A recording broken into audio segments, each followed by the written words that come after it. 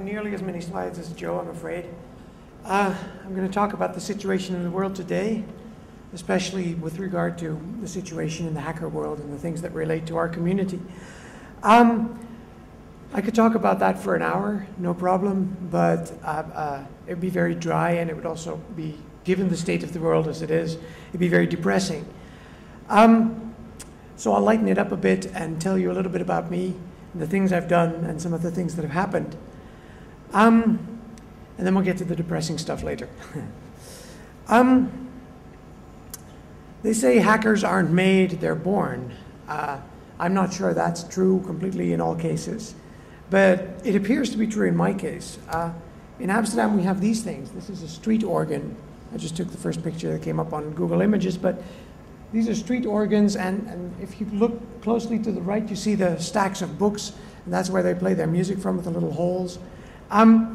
My mother remembers clearly that as a 3-year-old, a 2 or 3-year-old, all the other kids would always stand in awe in front of the thing and watch the things move and the little, and she always had to hold me up at the back of the thing so I could see how it worked.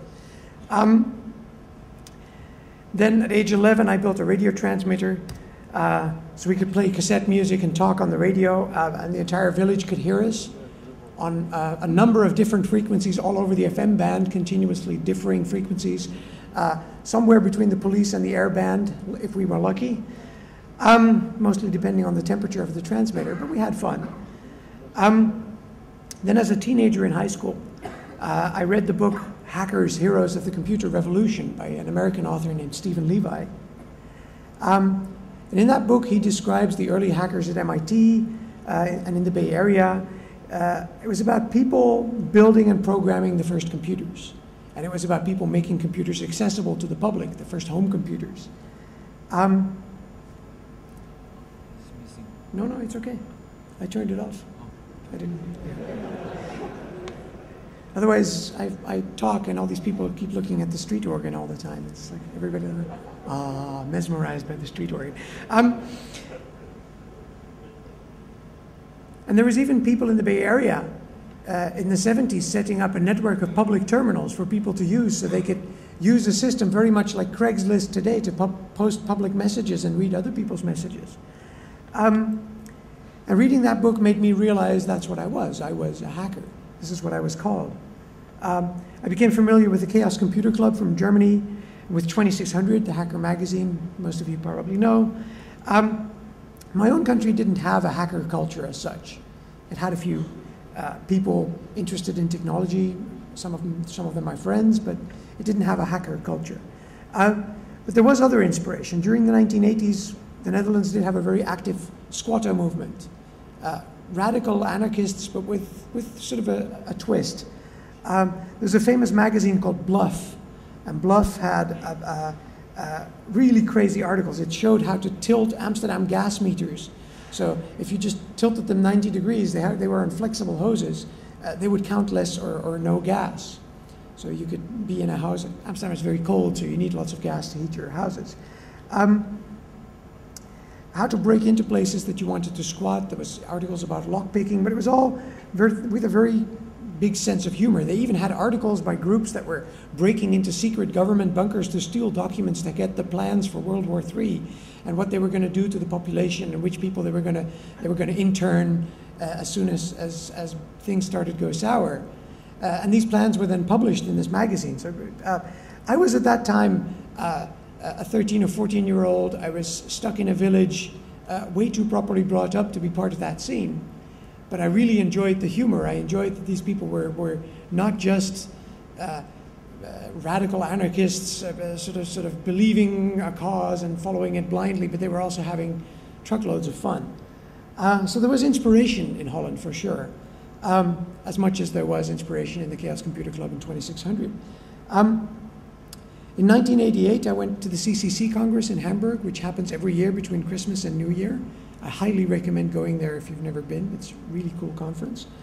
And that's the first time I met a few hundred other people that were also hackers. A very, very, very intense 2 weeks. I learned German in 2 weeks. And that that's when I was already planning to do a hacker magazine, but that's when we really started finishing up the articles. And end of January, so only a month later, we published the first issue of HITB, the magazine. This is what it looked like. Here you can see our mascot hunting neckties. That summer was also the summer of the Galactic Hacker Party, which was probably the first truly international hacker meeting. It had Americans, it had Germans, it had Dutch people, people from pretty much everywhere in the world. There was Australians. Were coming to Amsterdam to meet. In the first issue of HITB, we wrote about the dangers to privacy from increased linking of databases, as well as the great new possibilities that computer networks would offer in the future. It's like in 1989, this was like a really crazy story. We told people, you will all be online and you'll be exchanging messages. The fax machine isn't the most high-tech thing the world can do with modems, which was a really radical and slightly crazy message at the time. People that know me from that time remember that I was always rambling about this thing called the internet, and many people thought there was a screw loose or something, that something was wrong with me. But HITB from the start, I mean, it's called a techno-anarchist magazine. From the start, it was as much a political magazine as it was a technical magazine. And it wasn't only about computer security. What we did pay a lot of attention to was the telephone system. We were the last generation of hackers to grow up in a time when international telephone calls were really, really expensive and the internet didn't exist yet.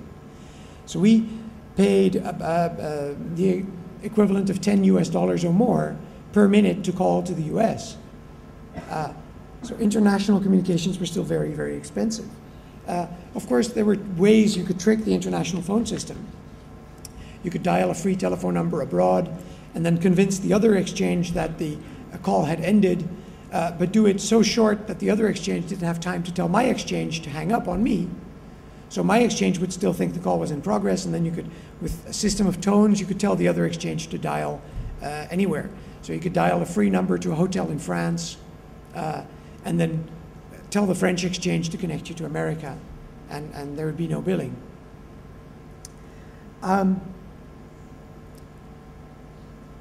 During that time, we used that a lot. We had a spare line, and sometimes our favorite radio station was WUSB, and WUSB unfortunately was an FM station in New York, so we couldn't get it.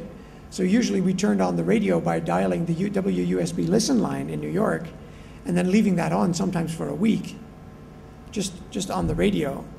That was fun.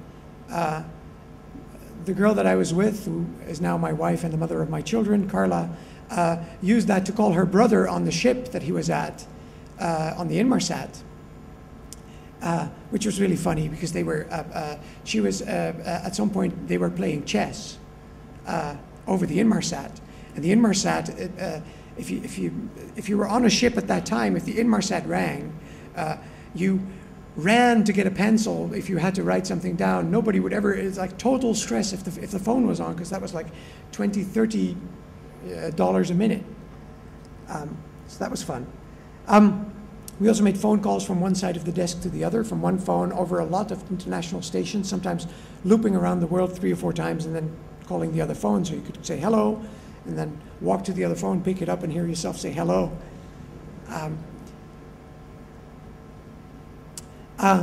I was with Carla, I was in Russia in 90 during the coup against Gorbachev. I don't know if you remember, but there was a military coup in the Soviet Union, or in Russia, after the collapse of the Soviet Union. And this military coup happened when we had just returned to Moscow. So we were woken up by friends, like there's something bad happening. We went to the Red Square, Manege Square, and to the center of town. But before we left, I got a call from Bill, a friend of mine who lived in my apartment in Amsterdam. Bill said that CNN was reporting that all the phone lines were cut, and that indeed they were all cut, but he had found a switchboard in Lithuania that would still allow him to make calls into Russia. So he had found a way around the blocking of all the phone lines. And later that day, he would be connecting all of the world's media to whoever they wanted to call in the Soviet Union. So he was connecting BBC World,